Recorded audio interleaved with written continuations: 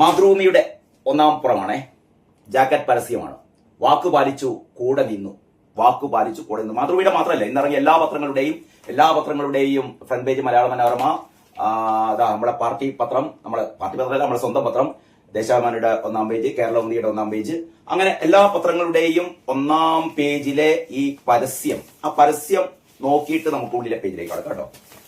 ഈ പരസ്യത്തിൽ എന്താ പറയുന്നത് അറിയോ? വാക്കു പാലിച്ചു കൂടെ നിന്നു. നമുക്കറിയാലോ, മുണ്ടക്കൈ ചൂരൽമല ദുരന്തം നടന്നിട്ട് 2 വർഷമാകാറാകുന്നു. 2 വർഷമാകാറുകയാണ്. ഇനി 3-4 മാസം കൂടി കഴിഞ്ഞാൽ അതിന്റെ 2ാം വാർഷികം വരികയാണ്, അല്ലെ? അവിടെ ഒരു 410 പേർക്ക് വീടുണ്ടാക്കി കൊടുക്കുക എന്ന് സർക്കാർ പറഞ്ഞു. സർക്കാരിനെ നയിക്കുന്ന പിണറായി വിജയന്റെ തറവാട്ടിൽ നിന്ന് എടുത്തു കൊടുക്കാന്നല്ല പറഞ്ഞത് കേട്ടോ. അതായത് ഇവിടുത്തെ കേരളത്തിലെ മാത്രമല്ല, ലോകമെങ്ങുമുള്ള എന്താ പറയാ, സാധാരണ ജനങ്ങൾ മുഖ്യമന്ത്രിയുടെ ദുരിതാശ്വാസ നിധിയിലേക്ക് ഏതാണ്ട് 750 കോടി, 750 കോടി രൂപ മുഖ്യമന്ത്രിയുടെ ദുരിതാശ്വാസ നിധിയിലേക്ക് കൊടുത്തിട്ട് 2 വർഷമായി കേട്ടോ. 2 വർഷം ഇല്ലെങ്കിൽ ഒരു 1.5 വർഷം കഴിഞ്ഞു. കാരണം ഈ ദുരന്തത്തിന്റെ തൊട്ടു പിന്നാലെ തന്നെ മുഖ്യമന്ത്രിയുടെ ദുരിതാശ്വാസ നിധിയിലേക്ക് ഇങ്ങനെ സഹായങ്ങൾ ഒഴുകുകയായിരുന്നു. യഥാർത്ഥത്തിൽ ഒരു 3-4 മാസത്തിനകം തന്നെ ഈ ദുരന്ത ബാധിതരെ മുഴുവനും അവർക്ക് പുനരധിവാസം നടത്താൻ സർക്കാരിന് കയ്യിൽ കാശുണ്ടായിരുന്നു. സർക്കാരിന്റെ കാശല്ല, സർക്കാരിന്റെ ഖജനാവിൽ നിന്ന് എടുക്കേണ്ട, ഇത് ജനങ്ങൾ കൊടുത്ത കാശ്. ആ കാശ് 2 വർഷം ചെലവാക്കാതെ ഇനി അത് കുട്ടടിച്ചു പോയോന്ന് ദൈവം തമ്പുരാൻ അറിയാം. എന്നിട്ട്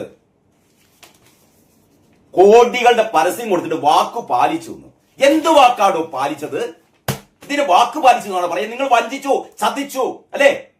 ഇവിടത്തെ നിസ്സഹായരായ ജനങ്ങളെ, ദുരന്ത ബാധിതരെ പോലും നിങ്ങൾ ചതിച്ചില്ലേ? 1.5 വർഷം ഇവര് അഭയാർത്ഥികളെ പോലെ തെരുവിൽ, അല്ലേ? നിങ്ങളെന്ത് തുച്ഛമായ വാടക കൊടുത്തിട്ട് അത് തന്നെ സമയത്തിന് കൊടുക്കാതെ ഇവരെ നരകിപ്പിക്കുകയായിരുന്നില്ലേ? കയ്യിൽ പൈസ വെച്ചിട്ട് 750 കോടി രൂപ കയ്യിൽ വെച്ചിട്ട്, ഓരോ കോടി കൊടുത്താൽ 410 കോടി പോരായിരുന്നല്ലോ വിജയ. ഇതൊന്നും ഞങ്ങൾക്ക് അല്ലെങ്കിൽ ഈ ജനങ്ങൾക്ക് മനസ്സിലാകുന്നില്ലാണോ തന്റെ വിചാരം? എന്നിട്ട് ഉളുപ്പുമാരില്ലാതെ പരസ്യം കൊടുത്തു വാക്കു പാലിച്ചു കൂടെ നിന്നു. നിങ്ങൾ മനസ്സിലാക്കണം, ഇന്നലെ മുസ്ലിം ലീഗ്, കേരളത്തിലെ മുസ്ലിം ലീഗ് എന്ന് പറയുന്ന പാർട്ടി 50 പേർക്ക് വീട് കൊടുത്തോ. 50 പേർക്ക് വീട് കൊടുത്തു. അവരുടെ സ്വന്തം മുസ്ലിം ലീഗുകാർ പിരിച്ച പൈസ കൊണ്ട് കേട്ടോ. 50 പേർക്ക് നിങ്ങളൊരുക്കിയ വീടിനേക്കാൾ മനോഹരമായ വീടുകൾ. ഇനിയും ഇതാ അവരൊരു 50 വീട് കൂടി കൊടുക്കാൻ പോകുന്നു. നിങ്ങൾ എന്നിട്ട് 410 പേർക്ക് വീട് കൊടുക്കുമെന്ന് പറഞ്ഞിട്ട് അവസാനം 173 പേർക്ക് ഇന്ന് മുഖ്യമന്ത്രി പിണറായി വിജയൻ വീട് കൊടുക്കാൻ പോവുകയാണത്രേ. പക്ഷെ കയറി താമസിക്കാൻ പറ്റില്ല കേട്ടോ. കയറി താമസിക്കാൻ പറ്റില്ല. അതിന് ഇനിയും കഴിയണം മാസങ്ങൾ. കുടിവെള്ളമില്ല, സെപ്റ്റിക് ടാങ്ക് ശരിയായിട്ടില്ല, മറ്റ് സൗകര്യങ്ങളൊന്നുമില്ല, പല വീടുകൾക്കും മേൽക്കൂരയില്ല. എന്നിട്ടാണ് താക്കോൽ സമർപ്പിക്കുന്നത്. ഉളുപ്പില്ലടോ. എത്ര പ്രാവശ്യം പറയണം, ചോദിക്കണം നിങ്ങളോട്. മുസ്ലിം ലീഗ് 28-ാം തീയതി വീട് കൊടുക്കും എന്ന് പറഞ്ഞപ്പോ ധൃതിപ്പെട്ട് അതിന്റെ മുമ്പ് തന്നെ 25-ാം തീയതി കൊടുക്കാൻ തീരുമാനിച്ചതായിരുന്നു. അപ്പൊ അങ്ങോട്ട് കയറി ചെല്ലാൻ തന്നെ വയ്യ. അവസാനമാണ് അത് 3 ദിവസം കൂടി താമസിപ്പിച്ചത്, 4 ദിവസം കൂടി താമസിപ്പിച്ചത്. ഇന്നത്തെ മാതൃഭൂമി വളരെ കൃത്യമായി പറയുന്നുണ്ട്. ഞാൻ അതിലേക്ക് വരാം. നമ്മളിപ്പോ സംസാരിക്കുന്ന മാർച്ച് 1-ാം തീയതിയാണ്. ഏപ്രിൽ മെയ് മാസങ്ങളോടെ ഇനി ഒരു 2 മാസം കഴിഞ്ഞാലേ അവിടെ കയറി താമസിക്കാൻ പറ്റുകയുള്ളൂ. അത് തന്നെ 173 കുടുംബങ്ങൾക്ക് വീണ്ടും കിടക്കുന്നു. 300-ലേറെ കുടുംബങ്ങൾ പുറത്ത്. പിണറായി വിജയന് വലിയ ദണ്ഡമൊന്നുമില്ല. കാരണം 1.5 മാസം കൂടി കഴിഞ്ഞാൽ കസേര വിട്ട് പോകേണ്ടതല്ലേ, അല്ലേ? പരമാവധി 1.5 മാസം കൂടിയല്ലേ. നിങ്ങളുടെ ഈ പറയുന്ന ചെറ്റത്തരം, ഈ പറയുന്ന നാറിത്തരം, ഈ പറയുന്ന തെണ്ടിത്തരം, ഈ പറയുന്ന തെമ്മാടി ഭരണം ഇവിടെ നടക്കുകയുള്ളൂ, അല്ലേ? അത് കഴിഞ്ഞു കഴിഞ്ഞാൽ ജനങ്ങളുണ്ടല്ലോ പുറങ്കാല് കൊണ്ട് അറബിക്കടലിലേക്ക് നിങ്ങളെ ചവിട്ടി എറിയും കേട്ടോ. ബാക്കി ഇവിടെ വരുന്ന മറ്റ് സർക്കാരുകൾക്ക് വീടും താമസങ്ങളൊക്കെ അവർ കൊടുത്തോളും. മുഖ്യമന്ത്രിയുടെ ദുരിതാശ്വാസ നിധിയാണ്, പിണറായി വിജയന്റെ ദുരിതാശ്വാസ നിധി അല്ല കേട്ടോ. കാരണഭൂതമേ ഓർമ്മിച്ചോ. എന്നിട്ട് ഏറ്റവും വലിയ തമാശ എന്താണെന്നറിയോ? ഈ പരസ്യത്തില് മൂപ്പരതാ ചിരിച്ചുകൊണ്ടിരിക്കുന്ന പടം. ഇത് കണ്ടാ വിചാരിക്കും ഇയാളുടെ തറവാട്ടിൽ നിന്ന് എടുത്ത് കൊടുത്തതാണെന്ന് വിചാരിക്കുക, അല്ലേ? നോക്കുന്നു ഇതിന്റെ ഒരു അപഹാസ്യത. വാക്കുപാലിച്ചു കൂടെ നിന്നു. നിശ്ചയദാർഢ്യത്തോടെ, ഇച്ഛാശക്തിയോടെ പ്രതിസന്ധികൾ അതിജീവിച്ച് വയനാടിനെ ചേർത്ത് പിടിച്ച സർക്കാർ ഇളിച്ചുകൊണ്ട് നിൽക്കുന്ന ഉളുപ്പുമാനുമില്ലാതെ ഇളിച്ചുകൊണ്ട് നിൽക്കുന്ന എത്ര മോഹൻലാലുമാരെ കൂട്ടി നിങ്ങൾ ഇന്റർവ്യൂ നടത്തിയാലും ഈ മനുഷ്യനെ നിങ്ങൾക്ക് വെളുപ്പിച്ചെടുക്കാനാവില്ല കേട്ടോ, വെളുപ്പിച്ചെടുക്കാനാവില്ല. ഇതാ ഇതിൽ നിങ്ങൾ ഞെട്ടിപ്പോകുന്ന കാര്യങ്ങളുണ്ട്. ഈ പരസ്യത്തിൽ തന്നെ പറഞ്ഞിട്ടുണ്ട്. എന്താണെന്നറിയോ? 410 വീടുകൾ ഉൾക്കൊള്ളുന്ന സമഗ്ര പുനരധിവാസ ഗ്രാമം എന്നാണ് തുടക്കത്തിൽ. അത് നമുക്ക് അറിയടോ. നിങ്ങൾ 410 പേർക്കാണ് വീടുണ്ടാക്കി കൊടുക്കാൻ പോകുന്നത് എന്ന് നമുക്കറിയാം. കുറെ കാലം പറയുന്നു. എന്നിട്ട് മേലെ തന്നെ 410 പേർക്ക് ഇപ്പൊ നിങ്ങൾ കൊടുക്കുന്നില്ല. അത് പറ. ഇപ്പൊ നിങ്ങൾ 173 പേർക്കേ കൊടുക്കുന്നുള്ളൂ പൂർത്തിയാവാത്ത വീടുകൾ, അല്ലേ? എന്നിട്ട് തുടക്കത്തിൽ തന്നെ 410 വീടുകൾ ഉൾക്കൊള്ളുന്ന സമഗ്ര പുനരധിവാസ ഗ്രാമം, മണ്ണാങ്കട്ട ഗ്രാമം. അവിടെ എന്തൊരു ഫുട്ബോൾ കളിക്കാനുള്ള സ്ഥലം, അവിടെ Maveli store, medical shop, anganwadi. ഞാൻ പറയാം, അതിന്റെയൊക്കെ കഥ പറയാം. 35 ക്ലസ്റ്ററുകളായി ആസൂത്രിത വികസനം. കേട്ടോ, നല്ല ആസൂത്രണമാണ്. 2 വർഷം കാത്തിരുന്ന ആസൂത്രണം. ആദ്യഘട്ടത്തിൽ 178 കുടുംബങ്ങൾക്ക് വീട് കൈമാറും. 351.48 കോടി രൂപയുടെ ഭരണാനുമതിയോടെ നടപ്പാക്കുന്ന പദ്ധതി. അതാണ് ഇതിലെ ഏറ്റവും വലിയ തട്ടിപ്പ്. എന്താണ്? 351.48 കോടി, 351.1 കോടി രൂപ, അല്ലെ? 351 കോടി രൂപയുടെ ഭരണാനുമതിയോടെ നടപ്പാക്കുന്ന പദ്ധതി. ഭരണാനുമതിയും കൊടുത്തു കഴിഞ്ഞു.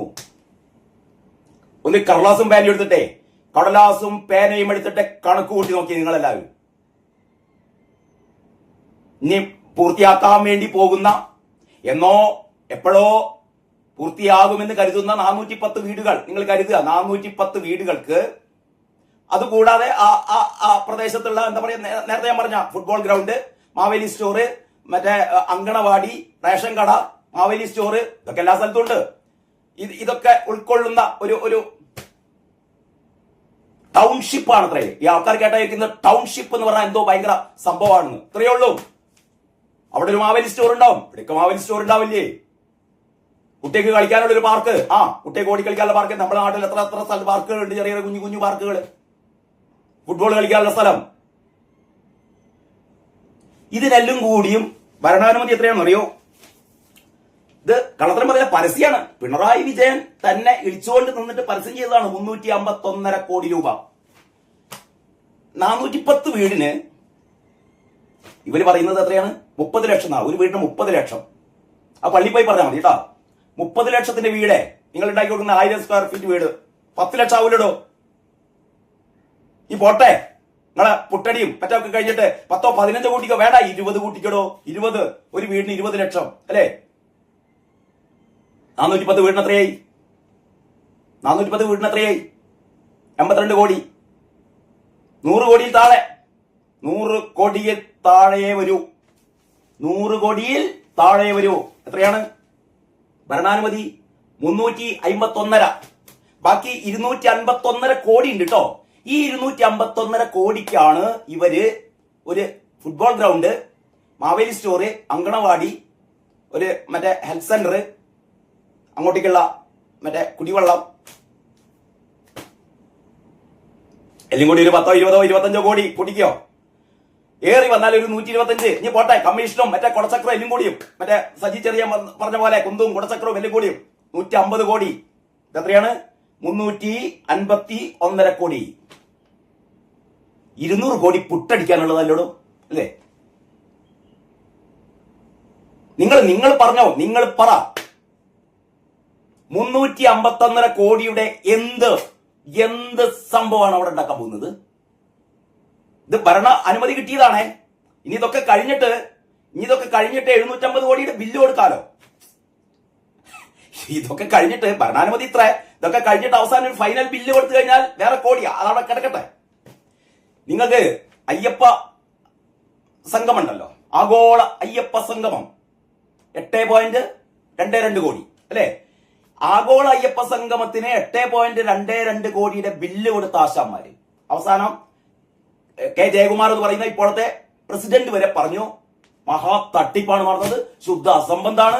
600 ആൾക്കാർ പങ്കെടുത്തതിന് 5000 ആൾക്കാർക്ക് സദ്യ. ഇതെന്താണോ എന്ന് ആരാ ചോദിക്കുന്നത്? ഇപ്പോഴത്തെ പ്രസിഡന്റാ.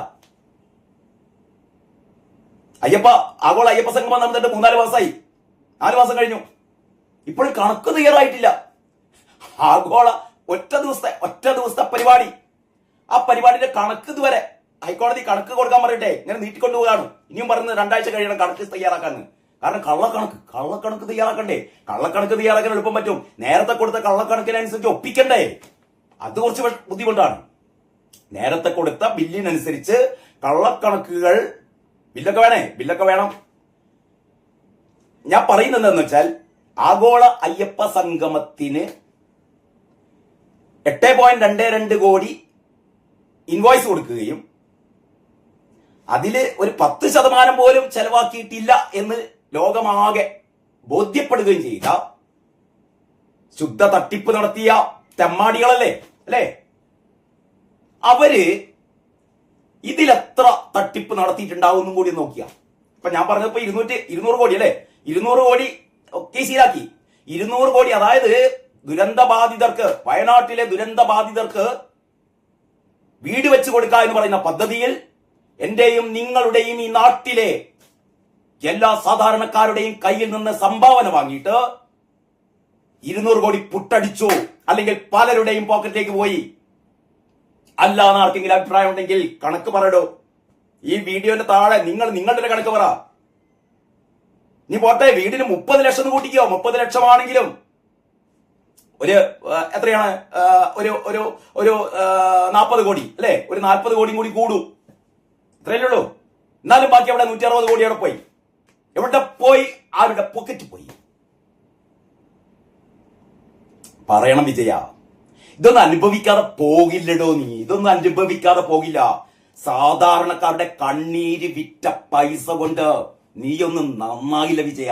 നീയും നന്നായില്ല, നിന്റെ കുടുംബവും നന്നാവില്ല. ഒക്കെ മുടിഞ്ഞു പോകുകയുള്ളൂ. ഇത് ഞാൻ പറയുന്നതല്ല കേട്ടോ. ഇവിടത്തെ സാധാരണക്കാർ ഓരോ ദിവസവും രാവിലെ നിന്നെ പ്രാഗി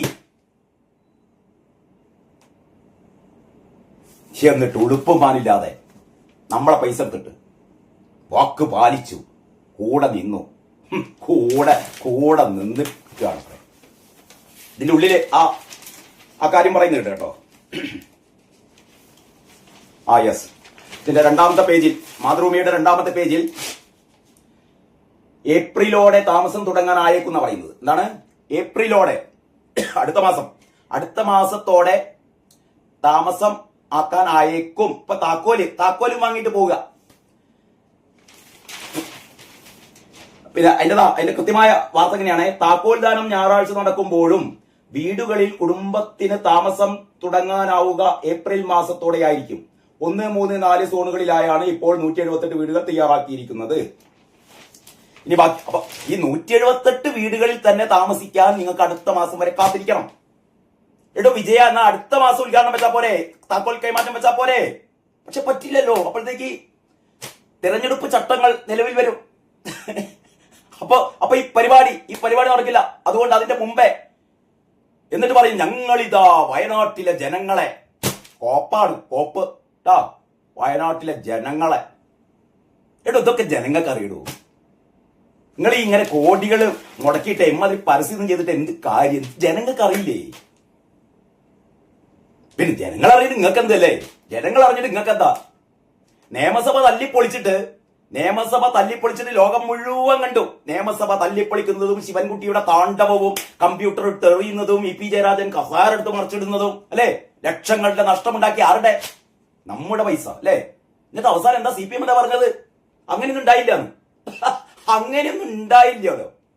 കോടതി പറഞ്ഞതാണ്. ഇനി അതിന് വേണ്ടിയിട്ട് കേസ് നടത്തിയിട്ട് കോടികളാണ് മുക്കിയത്. ഇപ്പോഴും കേസ് കണ്ടുകൊണ്ട് നിയമസഭയിൽ ഒന്നും ഉണ്ടായില്ല പറയുന്നത്. അതൊക്കെ നിങ്ങൾക്ക് തോന്നിയതാണ്. സർവമായ അല്ലെ? ഡെലൂലു ആണ്. അതിന്ന് പ്രചോദനം ഉൾക്കൊണ്ടിട്ടായിരിക്കും ചിലപ്പോ അഖിൽ സത്യൻ സർവമായ സിനിമ ഉണ്ടാക്കിയത്. എല്ലാം ഒരു മായ.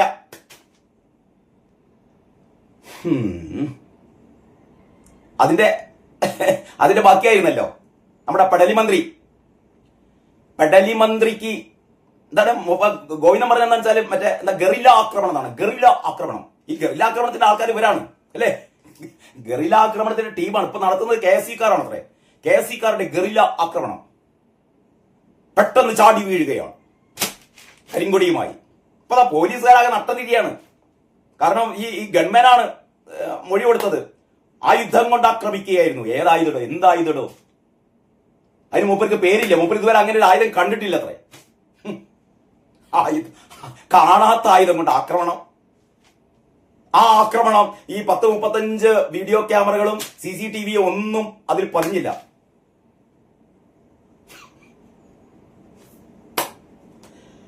മുപ്പത്തിയേറിട്ട് കാണുന്നില്ല. പൊച്ചാവുമ്പോഴത്തേക്ക് പൊടിയും തട്ടിപ്പോയി. അവസാനം നാടകത്തിന് സ്ക്രിപ്റ്റ് എഴുതി കൊടുത്തവരും കുടുങ്ങി. ഷംസീറിന് സീറ്റില്ല. ഷംസീറായിരുന്നു ഇതിന്റെ തിരക്കഥാകൃത്ത് സംവിധാനം. പൊട്ടിപ്പോയി. അങ്ങനെയൊക്കെയാണ് ഇന്നത്തെ മാർച്ച് 1 ഏറ്റവും പ്രധാനപ്പെട്ട വർത്തമാനം. ഇനി ഒരുപാട് കാര്യങ്ങൾ പറയാനുണ്ട്. ബാക്കി കാര്യങ്ങൾ നമുക്ക് അടുത്ത വീഡിയോയിൽ പറയാം. അതുവരെ എല്ലാവർക്കും നന്ദി, നമസ്കാരം.